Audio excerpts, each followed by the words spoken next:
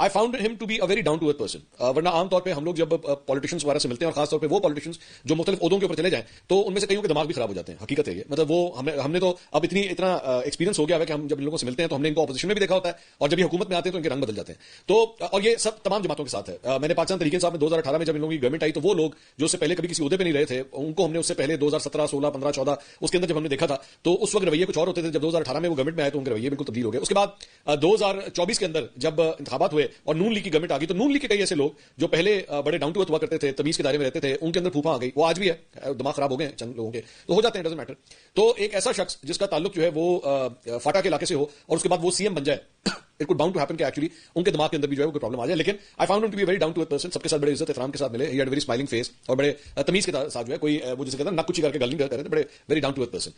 میرے ساتھ تو کم سے کم انہوں نے بڑے اچھے عزت کے ساتھ جو ہے انہوں نے ٹریٹ کیا.